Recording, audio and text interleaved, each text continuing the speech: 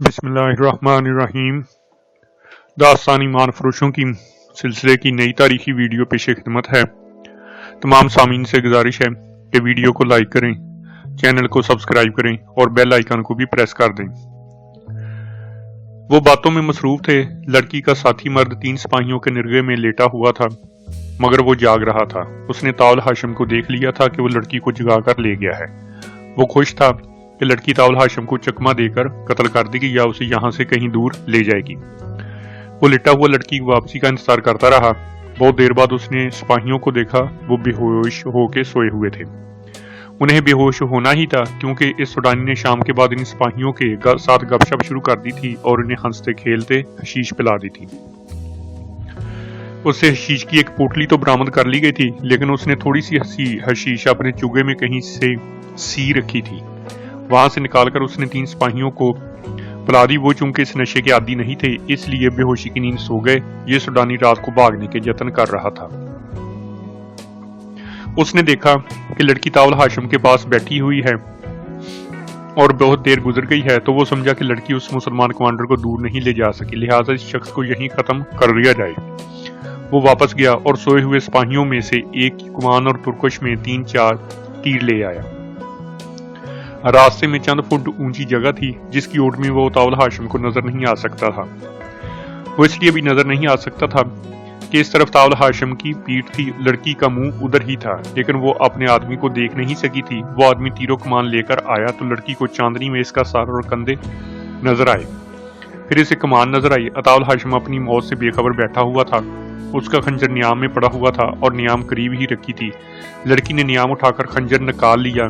ताउल हाशिम झपटकर उससे खंजर छीनने ही लगा था कि लड़की ने निहायत तेजी से घुटनों के बल होकर अपने आदमी की तरफ पूरी ताकत से खंजर फेंका। फासला चंद गज था। उधर से आग की आवाज सुनाई दी। खंजर सुडानी की शारग में उतर गया था और इसने जख्मी होते ही तीर चला दिया था। निशाना चूक जाना जरूरी था। तीर का जनाटा ताउल हाशिम के करीब से गुजरा और धाक की आवाज सुनाई दी। उसने देखा कि तीर लड़की के सीने में उतर गया था। वो दौड़कर उस तरफ गया जिस तरफ खंजर गया और तीर आया था। वहां सुडानी अपनी शारग से खंजर निकाल रहा था। उसने खंजर निकाल लिया और उठा। इस खतरे के पेश नजर के वो हमला करेगा, ताउल हाशिम ने उछलकर इसके पहलू में दोनों पांव जोड़कर मारे। सुडानी दूर जा पड़ा। ताउल हाशिम भी गिरा और फौरन उठ खड़ा हुआ। सुडानी न उठ सका। उसकी शारग से खून उबल उबल कर निकल रहा था। ताउल हाशिम ने खंजर उठाया और लड़की के पास गया। लड़की सीने में अपने ही साथी और मुहाफिज का तीर लिए इत्मीनान से पड़ी थी। वो भी जिंदा थी। तीर निकालने का कोई इंतजाम नहीं था। लड़की ने ताउल हाशिम का हाथ पकड़ लिया और कराती हुई आवाज में बोली, मैंने तुम्हारी जान बचाई है। इसके इव्ज अपने खुदा से कहना कि मेरी रूह को अपनी पनाह में ले ले। मेरे जिस्म की तरह मेरी रूह भी इन सहराओं में न भटकती रहे। मेरी उम्र गुनाहों में गुजरी है। मुझे यकीन दिलाओ कि खुदा इस एक नेकी के बदले मेरे सारे गुनाह बख्श देगा। मेरे सर पर उसी तरह हाथ फेरो जिस तरह अपनी बेटी के सर पर फेरा करते हो। ताउल हाशिम ने उसके सर पर हाथ फेर कर कहा, अल्लाह तेरे गुनाह बख्श दे। तुझसे गुनाह करवाए गए हैं, तू बेगुनाह है। तुझे किसी ने नेकी की रोशनी दिखाई ही नहीं। लड़की ने दर्द की शिद्दत से कराहते हुए ताउल हाशिम का हाथ बड़ी मजबूती से पकड़ लिया और बड़ी तेजी से बोलने लगी। उसने कहा, यहाँ से 3 कोस दूर सुडानियों का एक अड्डा है। वो लोग आप सबको खत्म करना चाहते हैं और गौर से सुनो, आपकी फौज इतनी ज्यादा फैल गई है कि इसकी किस्मत में अब मौत या कैद है। आपके हर एक कमांडर और हर एक टोली के पीछे मुझ जैसी लड़कियां या मर्द लगे हुए हैं। मैं इस लड़की के साथ आपके 4 कमांडरों को फांस कर खत्म कर चुकी हूँ। मिस्र की फिक्र करो, स्लिबियों ने वहां बड़े ही खतरनाक और खूबसूरत जाल बिछा दिए हैं। आपकी कौम और फौज में ऐसे मुसलमान हाकिम मौजूद हैं जो स्लिबियों के तनख्वाहदार जासूस और उनके वफादार हैं। उन्हें मुझ जैसी लड़कियां और बेपनाह दौलत दी जा रही है। मिस्र को बचाओ, सूडान से निकल जाओ, अपने गद्दारों को पकड़ो। मैं किसी का नाम नहीं जानती, जो मालूम था बता दिया। आप पहले मर्द हैं जिसने मुझे बेटी कहा है। आपने मुझे बाप का प्यार दिया है। मैं इसका मुआवजा यही दे सकती हूँ कि आपको खतरों से आगाह कर दूं। अपने बिखरे हुए दस्ते को इकट्ठा कर लो और हमला रोकने के लिए तैयार हो जाओ। 2-3 दिनों में आप पर हमला होगा। फातिमियों और फिदाइयों से बचो। उन्होंने मिस्र में बहुत से ऐसे हाकिमों के कत्ल का मंसूबा तैयार कर लिया है जो सलाहुद्दीन अय्यूबी और अपनी कौम के वफादार हैं। लड़की की आवाज डूबती और रुकती गई और एक लंबे सांस के बाद वो हमेशा के लिए खामोश हो गई। सुबह तुलू हुई तो ताउल हाशिम दोनों लाशों और जिंदा लड़की को साथ लेकर तकियुद्दीन के पास चला गया। उसे सारा वाकया सुनाया اور لڑکی کی آخری باتیں بھی سنائی۔ تقی الدین پہلے ہی پریشان تھا، وہ سٹ پٹا اٹھا۔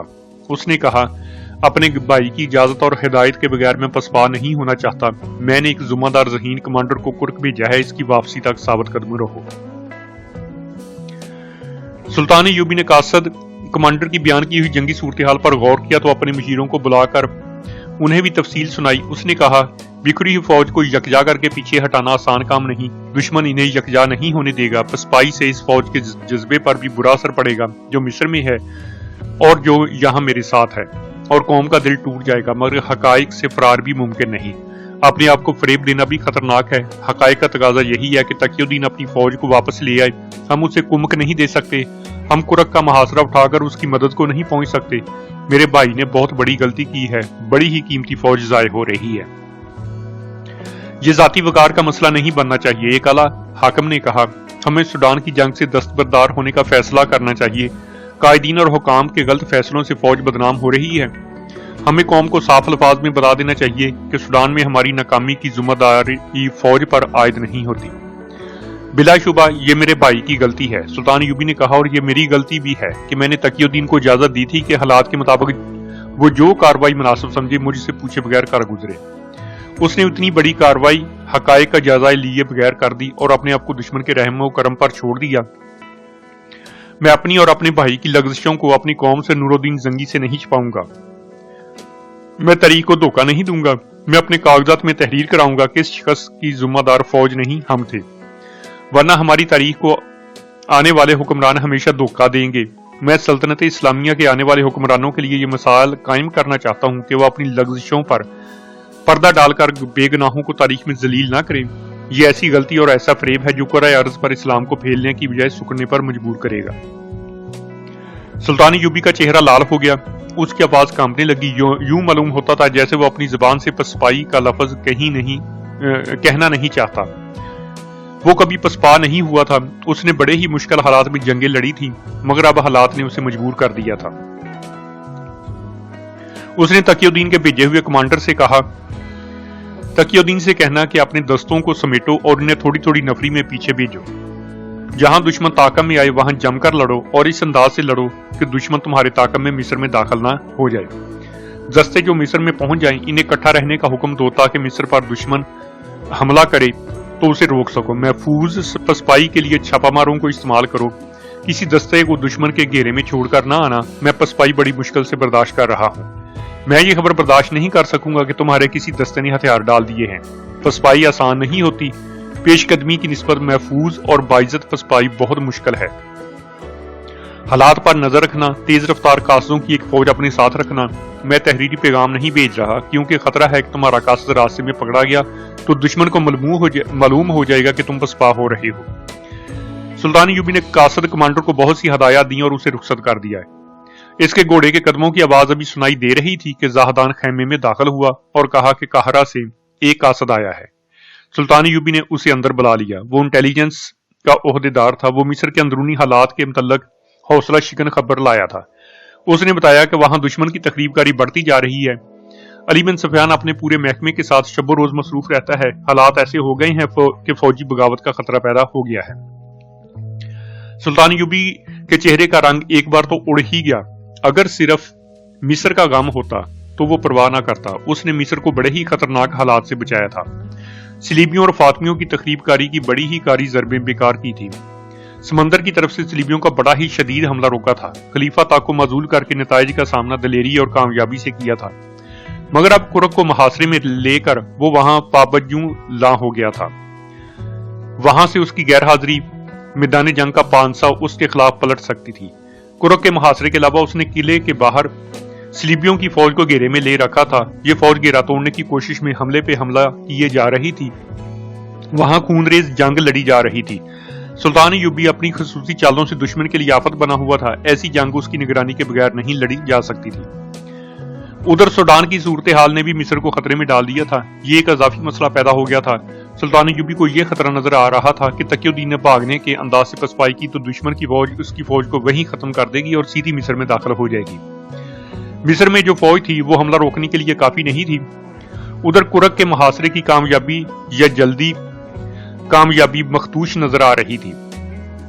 दोनों महाजों की कैफियत में मिस्र में बगावत के खतरे की खबर ऐसी चोट थी जिसने सुल्तान यूबी का पांव हिला दिए। वो कुछ देर सर झुकाए हुए खेमे में टहलता रहा, फिर उसने कहा, मैं सलीबियों की तमाम तर फौज का मुकाबला कर सकता हूँ, उस फौज का भी जो उन्होंने यूरोप में जमा कर रखी है, मगर मेरी कौम के ये चंद एक गद्दार मुझे शिकस्त दे रहे हैं। कुफार के ये हवारी अपने आप को मुसलमान क्यों कहलाते हैं? वो गालबन जानते हैं कि उन्होंने मजहब तब्दील कर लिया तो ईसाई इन्हें ये कहकर धत्कार देंगे कि तुम गद्दार हो, ईमान फरोश हो, अपने मजहब में रहो, हमसे उजरत लो और अपनी कौम से गद्दारी करो। वो खामोश हो गया। उसके खेमे में जो अफराद मौजूद थे वो भी खामोश थे। सुल्तान यूबी ने सबको बारी बारी देखा और कहा, खुदा हमसे बड़ा ही सख्त इम्तिहान लेना चाहता है। अगर हम साबित कदम रहे तो हम खुदा के हुजूर सुरखरू होंगे। उसने अपने साथियों का हौसला बढ़ाने के लिए ये बात कह दी, लेकिन उसका चेहरा बता रहा था कि उस पर घबराहट तारी है जिसे वो छुपाने की कोशिश कर रहा है। सुल्तान यूबी को इतना ही बताया गया था कि मिस्र में बगावत का खतरा है और सलीबियों की तकरीबदारी बढ़ती जा रही है। उसे तफसीलात नहीं बताई गई थी। तफसीलात बड़ी ही खौफनाक थी। उसकी गैरहाजिरी से फायदा उठाते हुए मुसलमान हुक्काम में से 3-4 सलीबियों के हाथों में खेल रहे थे। तकीउद्दीन ने सूडान पर हमला किया तो चंद दिन बाद उसने रसद मांगी। कासद ने कहा था कि ज्यादा से ज्यादा रसद फौरन भेज दी जाए, मगर 2 रोज तक कोई इंतजाम न किया गया।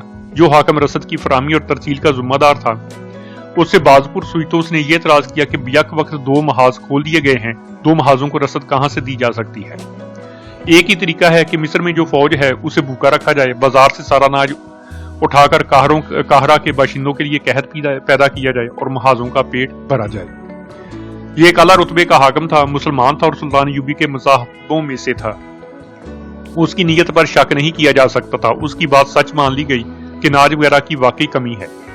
ताहम उसे कहा गया कि जिस तरह हो सके महाज पर लड़ने वाले फौजियों को रसद जरूर पहुंचे। उस हाकिम ने इंतजाम कर दिया, मगर 2 और दिन जाये कर दिए। 5वें रोज रसद का काफिला रवाना हुआ। ये ऊंटों और खच्चरों का बड़ा ही लंबा काफिला था। मशवरा दिया गया कि काफिले के साथ फौज का एक घुड़सवार दस्ता हिफाजत के लिए भेजा जाए। इसी हाकिम ने जो रसद फराहम करने का जिम्मेदार था फौज का दस्ता भेजने पर एतराज किया और जवाब ये पेश किया कि तमाम रास्ता महफूज है, इसके अलावा मिस्र में फौज की जरूरत है। चुनाचे रसद अफासी दस्ते के बगैर भेजी गई। रवानगी के 6 रोज बाद इतला आ गई कि रसद रास्ते में ही सूडान में दुश्मनों की घात में आ गई है। सूडानी फौज जानवरों के लिए ले गए हैं और उन्होंने तमाम शुतरबानों को कत्ल कर दिया है। काहरा हेडक्वार्टर के बलाई हुकाम परेशान हो गए। रसद का जाये हो जाना मामूली सी चोट नहीं था। सूडानी मैदान जंग में फौज की जरूरत का एहसास उनकी परेशानी में इजाफा कर रहा था।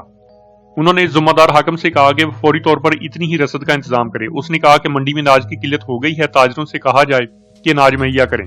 ताजरों से बात हुई तो उन्होंने अपने गोदाम खोलकर दिखा दिए, सब खाली थे। गोश्त के लिए भी दुम्बा, बकरा, बैल, गाय या कोई और जानवर नजर नहीं आता था। मालूम हुआ कि मिस्र में जो फौज है उसे भी पूरा राशन नहीं मिल रहा, जिससे फौजों में बेतमनानी फैल रही है। ताजरों ने बताया कि देहात से माल आ ही नहीं रहा। अली बिन सफियान की जासूसी का इंतजाम बड़ा अच्छा था। ये इंकशाफ जल्दी हो गया कि बाहर के लोग देहात में आते हैं और वो अनाज और बकरे वगैरह मंडी की निस्बत ज्यादा दाम देकर खरीद ले जाते हैं। इसका मतलब ये था कि अनाज वगैरह मुल्क से बाहर जा रहा था। तब सबको याद आया कि 3-4 साल कबल सुल्तान यूबी ने मिस्र की पहली फौज को, जिसमें सूडानी बशिंदों की अक्सरियत थी, बगावत के जुर्म में तोड़कर उसके अफसरों और सिपाहियों को सरहद के साथ साथ काबिल काश्त राजी देकर काश्तकार बना दिया था। वो लोग अब मिस्री हुकूमत को और मंडियों को अनाज देते ही नहीं थे, जो सूडान पर हमले का रद्द-ए-अमल था। ये इनकलाब 6-7 दिनों में आ गया था। अनाज की फराहमी का काम फौज को सौंपा गया। दिन रात की भागदौड़ से थोड़ा सा अनाज हाथ आया, जो फौज की हिफाजत में सूडान के महाज को रवाना कर दिया गया। बड़ाई हुक्काम के लिए रसद का मसला बहुत टेढ़ा हो गया। इससे पहले ऐसी किल्लत कभी नहीं हुई थी।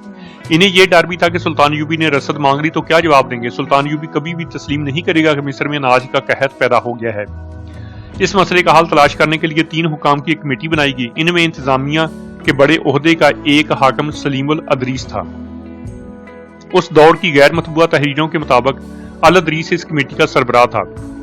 दूसरे 2 इससे एक ही दर्जा कम ओहदे के गैर फौजी यानी शहरी इंतजामिया के हाकिम थे। रात के वक्त ये तीनों पहले अजलास में बैठे तो 2 ने अल अदरीस से कहा कि सुल्तान यूबी ने 2 महाज खोलकर सख्त गलती की है और तकीउद्दीन हारी हुई जंग लड़ रहा है। फलस्तीन मुसलमानों की सरजमीन है। अल अदरीस ने कहा, वहां से सलीबियों को निकालना जरूरी है। वहां मुसलमान कीड़ों मकोड़ों की सी जिंदगी बसर कर रहे हैं। वहां मुसलमान मस्तूरात की इज्जत महफूज नहीं, मस्जिदें अस्वल बन गई हैं। ये सब बहतान है। एक ने कहा, क्या आपने अपनी आंखों से देखा है कि सलीबी मुसलमानों पर जुल्म और तशद्दुद कर रहे हैं? मैं एक खुली हकीकत बयान कर रहा हूं, सलीमुल अदरीस ने कहा। हमसे हकीकत छुपाई जा रही है। दूसरे ने कहा, सलाहुद्दीन अय्यूबी काबिल कदर शख्सियत है, लेकिन आपस में सच बात करने से हमें डरना नहीं चाहिए। अय्यूबी को मुल्कगिरी की हवस चैन से बैठने नहीं दे रही। वो यूबी खानदान को शाही खानदान बनाना चाहता है। सलीबियों की फौज एक तूफान है, हम उसका मुकाबला नहीं कर सकते। अगर सलीबी हमारे दुश्मन होते तो वो फलस्तीनी की बजाय मिस्र पर कब्जा करते। उनके पास इतनी ज्यादा फौज है कि हमारी इस छोटी सी फौज को अब तक कुचल चुके होते। वो हमारे नहीं सलाहुद्दीन अय्यूबी के दुश्मन हैं। आपकी बातें मेरे लिए नाकाबिले बर्दाश्त हैं। अल अदरीस ने कहा, बेहतर है कि हम जिस मकसद के लिए इकट्ठे हुए हैं इसके मुतल्लिक बात करें। ये बातें मेरे लिए भी नाकाबिले बर्दाश्त हैं, एक ने कहा, लेकिन एक आदमी की ख्वाहिशात पर हमें पूरी कौम के मफाद को कुर्बान नहीं करना चाहिए।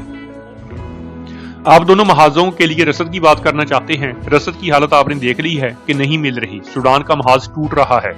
मैंने ये सोचा है कि हम इस महाज की रसद रोक लें। इससे ये फायदा होगा कि तकीउद्दीन पीछे हट आएगा और फौज मरने से बच जाएगी।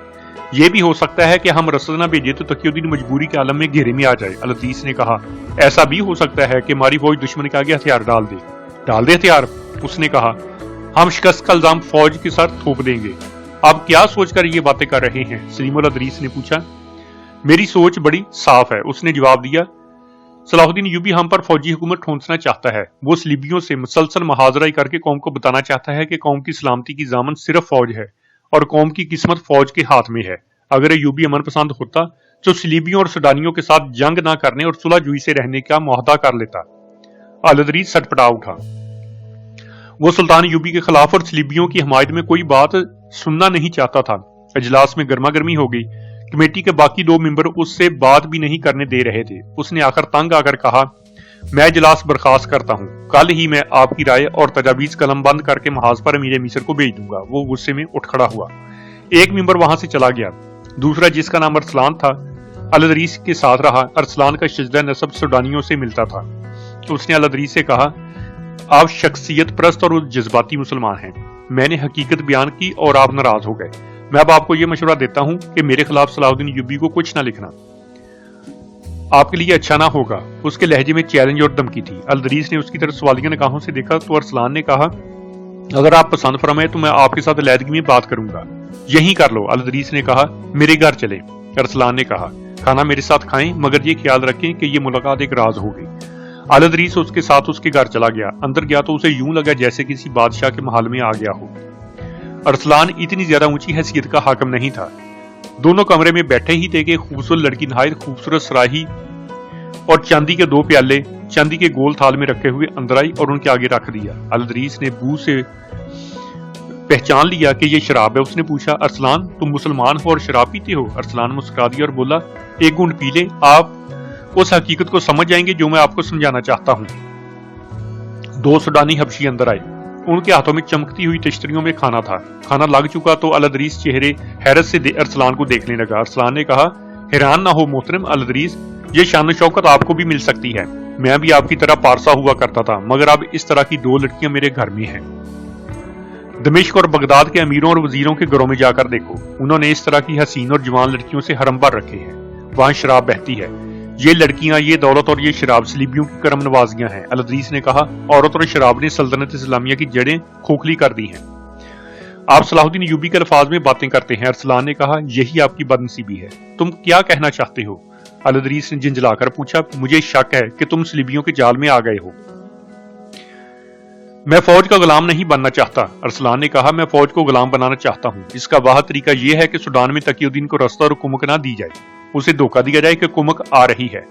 उसे झूठी उम्मीदों पर लड़ाते रहो हत्ता कि वो हथियार डालने पर मजबूर हो जाए। जाहिर है सूडानी उसे कत्ल कर देंगे और उसकी फौज हमेशा के लिए उधर ही खत्म हो जाएगी। हम फौज को शिकस्त का जिम्मेदार ठहराकर उसे कौम की नजरों में जलील कर देंगे। फिर कौम सलाहुद्दीन अय्यूबी को फौज से भी मुतनफर हो जाएगी। हो जाएगी। आप मेरी बात समझने की कोशिश नहीं कर रहे। आपको कोई नुकसान नहीं होगा। इसका आपको इतना और ऐसा मुआवजा मिलेगा जिसका आप सब्र भी नहीं कर सकते। میں تمہارا مطلب سمجھ گیا ہوں، الادریس نے کہا، تم مجھ سے ایمان فروشی کرانا چاہتے ہو، یہ مجھ سے نہ ہوگا۔ بہت دیر کی بحث اور تکرار کے بعد الادریس نے کہا، تم اتنی خطرناک باتیں اتنی دلیری سے کس طرح کر رہے ہو؟ کیا تم نہیں جانتے کہ میں تمہیں گرفتار کر کے غداری کی سزا دلا سکتا ہوں؟ کیا میں یہ نہیں کہہ سکوں گا کہ آپ مجھ پر جھوٹا الزام عائد کر رہے ہو؟ ارسلان نے کہا، صلاح الدین ایوبی میرے خلاف ایک لفظ نہیں سنے گا۔ الادریس سٹپٹا اٹھا۔ وہ حیران تھا کہ اتنے بڑے عہدے کا حاکم کس قدر شیطان ہے اور وہ کتنی دلیری سے باتیں کر رہا ہے۔ دراصل الادریس خود مرد مومن تھا، وہ سمجھ ہی نہیں سکتا تھا کہ ایمان کو نیلام کر دینے والے ذلت کی کن پستیوں تک پہنچ سکتے ہیں۔ اس کے پاس ارسلان کو پابند کرنے اور راہ راست پر لانے کا ایک ہی ذریعہ تھا، وہ ارسلان کے عہدے سے زیادہ بڑے عہدے کا حاکم تھا۔ اس نے ارسلان سے کہا، میں جان گیا ہوں کہ تم کیا کہنا چاہتے ہو اور تم کیا کر رہے ہو۔ تم جس جرم کے مرتکب ہو رہے ہو اس کی سزا موت ہے۔ میں تمہیں یہ رائے دیتا ہوں کہ 7 روز کے اندر اپنا رویہ درست کر لو اور دشمن سے تعلقات توڑ کر مجھے یقین دلا دو کہ تم خلافت بغداد اور اپنی قوم کے وفادار ہو۔ میں تمہیں رسد کی ذمہ داری سے سبک دوش کرتا ہوں اور یہ انتظام ہم خود کر لیں گے۔ اگر مجھے ضرورت محسوس ہوئی تو میں تمہیں اس محل میں جو تمہیں صلیبیوں نے بنا دیا ہے نظر بند کر دوں گا۔ 7 دن بڑی لمبی رایت ہے، کہیں ایسا نہ ہو کہ 8ویں روز تمہیں جلاد یہاں سے نکال لے۔ الادریس اٹھ کھڑا ہوا، اس نے دیکھا کہ ارسلان مسکرا رہا تھا۔ ارسلان نے کہا، محترم الادریس، آپ کے 2 بیٹے ہیں، دونوں نوجوان ہیں؟ ہاں، الادریس نے کہا اور پوچھا، کیا ہے میرے بیٹوں کو؟ کچھ نہیں، ارسلان نے کہا، میں آپ کو یاد دلا رہا ہوں کہ آپ کے 2 جوان بیٹے ہیں اور یہی آپ کی کل اولاد ہے۔ الادریس اس اشارے کو سمجھ نہ سکا۔ اس نے کہا، شراب نے تمہارا دماغ خراب کر دیا ہے، اور وہ باہر نکل گیا۔ اس کے ساتھ ہی آج کی ویڈیو یہیں پر ختم ہوتی ہے۔ انشاءاللہ جلد ہی دوبارہ نئی ویڈیو کے ساتھ حاضر ہوں گے۔ اللہ حافظ۔